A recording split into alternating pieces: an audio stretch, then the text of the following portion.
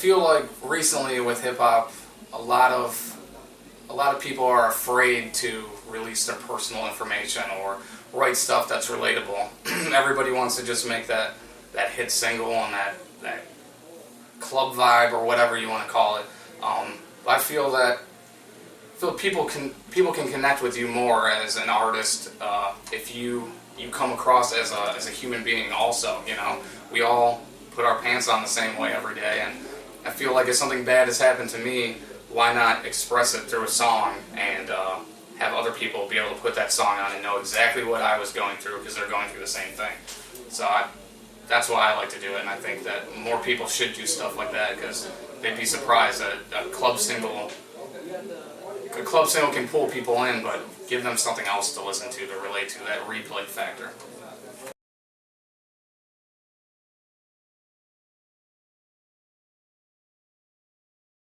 I listened to a lot of Rage Against the Machine growing up, a lot of Sublime, a lot of ska music, and of course, you know, Tupac, the Fugees, Eminem, of course. You know, like I just, you know, what I liked about Rage was that they were just so tough, but they were still rapping too at the same time, and I felt that was just such a clean mixture of putting those things together, and I was just lucky enough to get my sound to do it, and not in that same way because they're just extremely hardcore, but you know, in a way that works for me. That's exactly who I am. But yeah, growing up listening to a lot of rock music.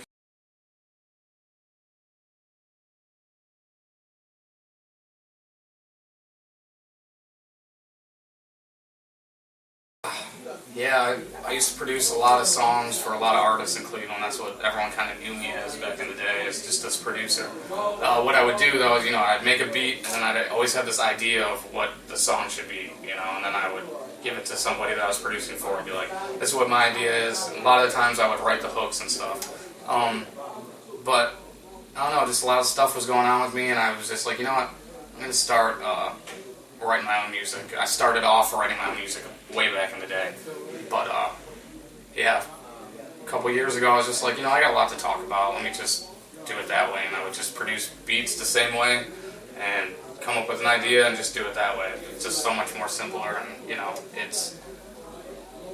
as far as me, how I handle my business now, it's, you know, I'm very particular. If somebody else makes a beat, like I listen to it and I'll be like, yeah, well, you know, let's add this over here. You know, I'll have a completely different idea of how it should sound, adding guitars on it or whatever, you know, so.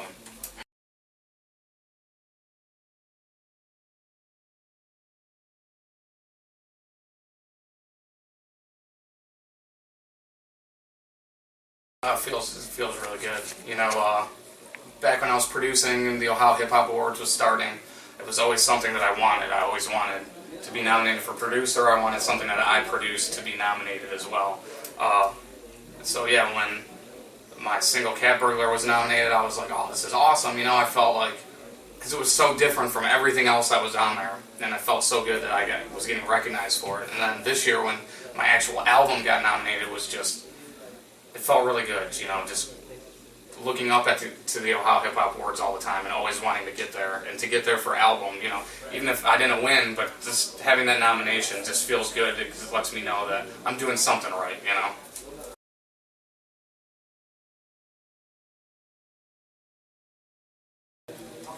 Playing Roverfest was unreal. There's no other word to describe it except for unreal. To be able to walk up on that stage, you know, it was raining all day, and then right before we got on, it stopped raining. And, you know, we were backstage most of the time, and when just walking up on that stage and seeing this sea of people, and then performing and just having everybody, like, in the palm of your hand was just, it literally was unreal. There's no other way to describe it. Like, I hope I can feel that multiple more times in my life. It was just an unreal experience, and especially to be up on a stage that's built by rock music, and being up there and doing hip-hop and representing Cleveland hip-hop in front of all these people that listen to rock music pretty much, you know. It was awesome, and to get such a great response from it, man, it was definitely the top out of everything I've done musically so far. So.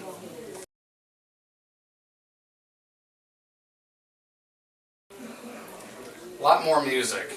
You know, I closed this chapter of my life with my last album. I want to go on to the chapter of my life that I'm on now and just kind of keep it as a story, you know. Keep giving people, don't repeat the cycle of my last album and make the same songs. I've got plenty of other things to talk about and do that for more people to relate to. On top of just doing shows, trying to do college touring, you know, releasing free EPs here and there. So, you know, just staying busy is what I want to do, because that's the problem I always see is people put out an album or a mixtape and then they promote it, and once it comes out, that's it. And then you don't hear from them for a long time. I want to just I just want to stay, you know, in your face all the time, you know, without being annoying.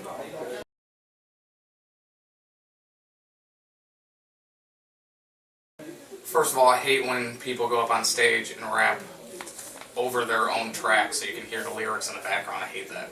So I try not to do that.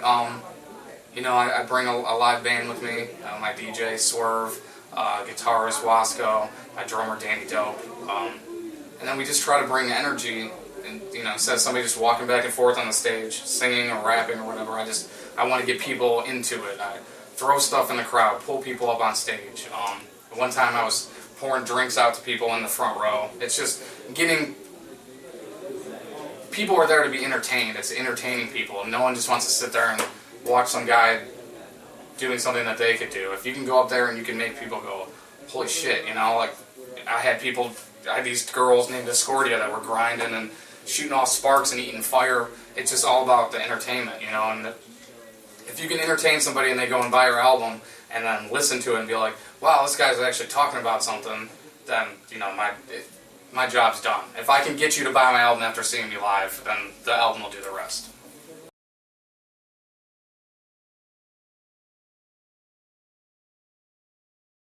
I'm going to throw everybody off with this one.